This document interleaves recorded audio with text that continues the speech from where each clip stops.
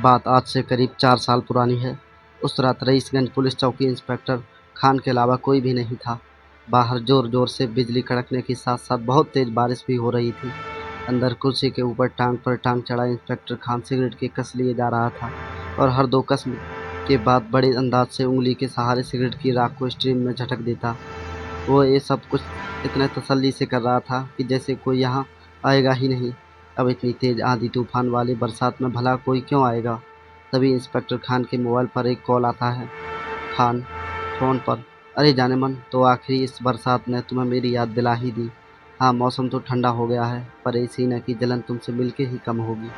Inspector Khan ये बोल ही रहा था कि इतने में पुलिस चौकी में लाइट चली जाती है और वो फ़ोन पर कहता है, इस बिजली को भी अभी जाना था क्या? खान, अच्छा अब मैं रखता हूँ।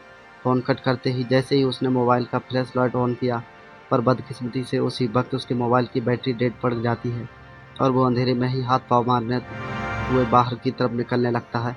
तभी दरवाजे के पास उसके पाँव किसी चीज़ से टकराता है, मानो जैसे कोई बोरी रखी हो। इंस्पेक्टर खान किसी तरह लड़खड़ाते हुए बाहर पहुंच जाता है। बाहर वो देखता है कि ट्रांसफार्मर में आग लग गई है और इससे बिजली की चिंगारी निकल रही है। इंस्पेक्टर खान वापस अंदर जाता है और अपनी टेबल पर एक कैंडल जला लेता है और एक सिगरेट का मुंह से लगाए कैंडल की लौ से सुलगाता है। फिर एक कस लेकर जैसे उसकी नज़रें ऊपर उठती हैं, एक जोर की बिजली पड़ती है, जिसकी रोशनी में दरवाजे के पास एक लड़की दिखाई देती है।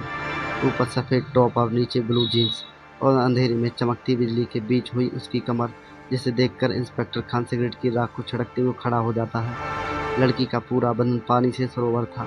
वो इंस्पेक्टर की तरफ बढ़ते हुए बोली, लड़की, मुझे एफआईआर लिखवानी है। इंस्पेक्टर खान पैनी निगाहों से उसे ऊपर से नीचे तक घूरते हुए देखता है। खान, लिख देंगे, पहले थोड़ा पास तो आ जाओ। उसकी बात सुन लड़की थोड़ा शक पका जाती है। फिर खान अपनी बात करे तो वहाँ पे हुए कहाँ? लड़की से पानी ऐसे टपक रहा था जैसे कोई मोती हो। वह आगे बढ़े हुए कुर्सी पर बैठ जाती है। इंस्पेक्टर खान सिगरेट को छिड़कते हुए और एक कस लगाते हुए उस लड़की की तरफ बढ़ता है। दुआ छोड़ते हुए वह लड़की के कंधे पर हाथ रखते हुए बोलता है, बताओ क्या हुआ तुम्हारे साथ, किसके खिलाफ एफआईआर करवानी है? लड़की इंस्पेक्टर खान के छूने को नज़रअंदाज करती है। लड़की, बहुत बड़े लोग हैं और मेरी जान के दुश्मन बन गए हैं, क्योंकि मैंने उनके खिलाफ कंप्लेंट दर्ज की। दवा की आड़ में वो ड्रग्स का बिजनेस करते हैं। इंस्पेक्टर खान उसकी बात सुन कुछ सोचते हुए सिगरेट के 2 कस भरता है और सिगरेट को नीचे पाँव से मसलते हुए कहता है, बड़े लोगों के खिलाफ जाना मतलब बड़ी मुसीबत। तुम शायद सिंघानिया साहब की एजेंसी की बात कर रही हो। उनके खिलाफ जाने की हिम्मत तो शहर में किसी की नहीं है। इंस्पेक्टर खान के मुंह से सिंघानिया के लिए साहब सुनकर लड़की को समझ आ गया कि खान इसकी कोई मदद नहीं कर सकता है। फिर भी वो कहती है, लड़की, लेकिन सर आप ईमानदार तो तहकीकात करेंगे, तो सलाखों के पीछे होगा वो। ईमानदारी का नाम सुनते ही खान टनक जाता है। अरे छोड़ो ये ईमानदारी की बात, 20,000 की सैलरी भी टाइम से नहीं आती। थोड़ी सी बेईमानी कर लो तो हाथों हाथ लाखों मिलते हैं। ये बताओ तुम्हारी मदद करके मुझे क्या मिलेगा? खान की बात सुन लड़की जवाब देती है, पर मेरे पास तो कुछ भी नहीं है आपको देने के लिए, पर मैं आपके लिए कुछ भी कर सकती हूँ, जो आप चाहो, जैसा भी चाहो। लड़की की यह बात सुनकर इंस्पेक्टर खान के चेहरे पर कुटिल मुस्कान आ गई। वह मन ही मन कुछ सोचते हुए अपनी कुर्सी पर बैठ गया। उसे मालूम था कि आज नहीं तो कल सिंघानिया उसे अपने रास्ते से हटा ही देगा, तो क्यों ना आज वो उस लड़की का रस चख ले। ये सब सोचते हुए इंस्पेक्टर खान एक और सिगरेट जलाता है और कस लगाते हुए रंगीन मिजाज में उस लड़की से पूछता है। ये सब सोचते हुए इंस्पेक्टर खान एक और सिगरेट जलाता है और कस लगाते हुए रंगीन मिजाज से उस लड़की से पूछता है, नाम क्या है तुम्हारा? लड़की, नायरा। लड़की का जवाब सुनते ही इंस्पेक्टर खान कहता है, बताओ नायरा, क्या कर सकती हो मेरे लिए? खान की बात सुनते ही लड़की खड़ी हो जाती है और अपने दोनों हाथ टेबल पर रख झुकते हुए कहती है, वही जो आप चाहते हैं। फिर आप उसके खिलाफ एक्शन तो लेंगे ना?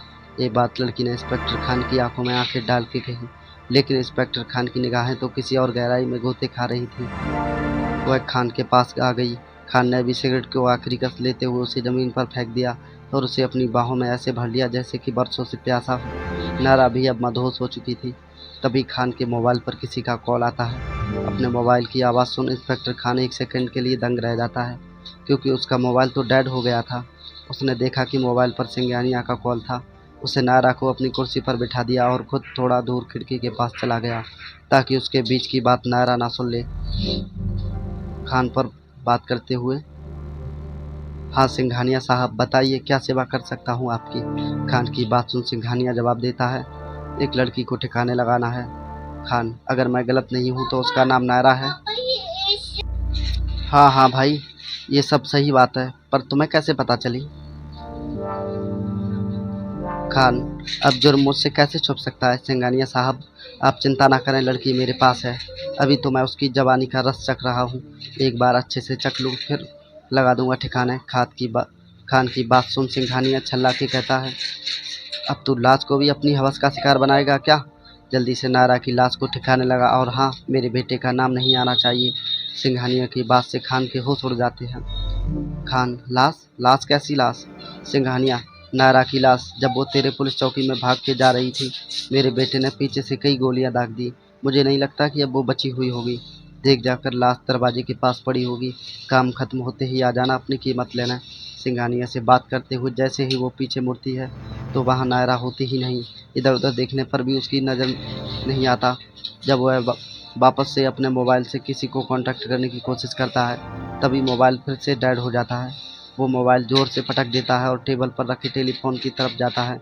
उस पर भी डेडलाइन पड़ी होती है, और उसका गुस्सा इतना बढ़ जाता है कि वो इस टेलीफ़ोन को भी ज़ोर से पटक देता है।